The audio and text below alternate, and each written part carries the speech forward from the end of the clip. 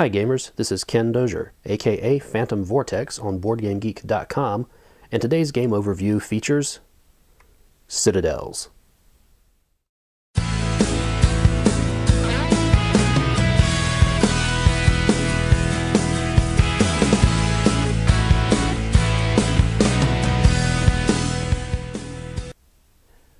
Citadels is a card game of bluffing, deduction, and city building for 2 to 7 players ages 10 and up. It was designed by Bruno Faiduti and is published by Fantasy Flight Games. In Citadels, you and the other players are the leaders of rival cities, seeking to increase your prosperity by building new districts in your city.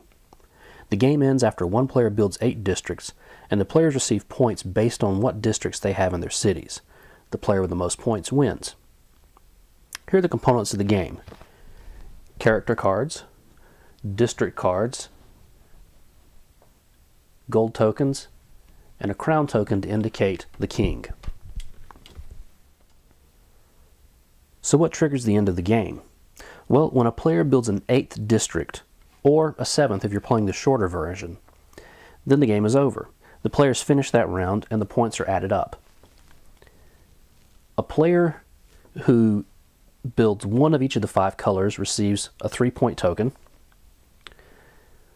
The player who was first to build 8 districts, or 7 depending on the variant you're playing, receives 4 points. And any other players in that final round who build the required number of districts to end the game receive 2 points each. Those points, in addition to the number of gold tokens showing on the cards you played in front of you, make up your final score.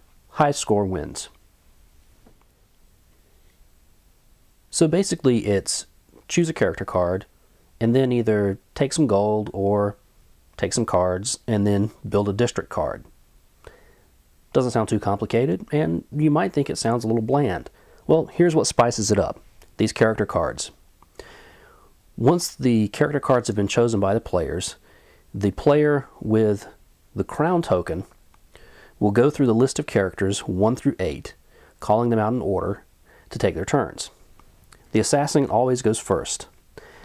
The player who chooses the assassin card names another character, for example, the king, or the architect, or the merchant, and murders that character.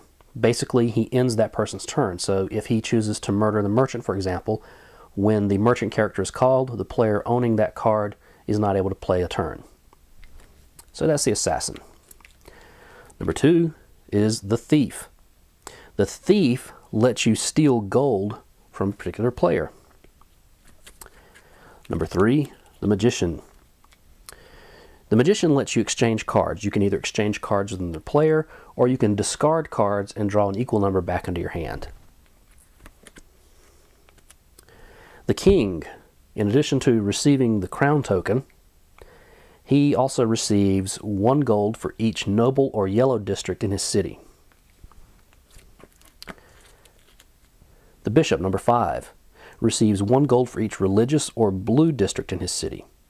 And if the warlord attacks, the warlord is not allowed to attack the bishop's city. The merchant. The merchant receives 1 gold for each trade or green district in his city, and when he takes an action, he receives 1 extra gold. The architect. After taking an action, the architect draws 2 extra cards, puts both in his hand, and can build up to 3 districts during his turn. Good way to speed up the end of the game if you think you're going to win. And finally, the warlord. He receives 1 gold for each military or red district in his city, and he can target a district in another player's city and destroy it by paying the face value amount of that city. So for example, the warlord could target my cathedral, pay the 5 gold tokens that this card cost, and force me to discard that from the game. So as you can see, with the thief and the assassin and the warlord, it can get a little bit nasty. But if you got some good-natured players, you can have some really good fun. So that's Citadels. Intrigue, bluffing, and city building. Give it a shot.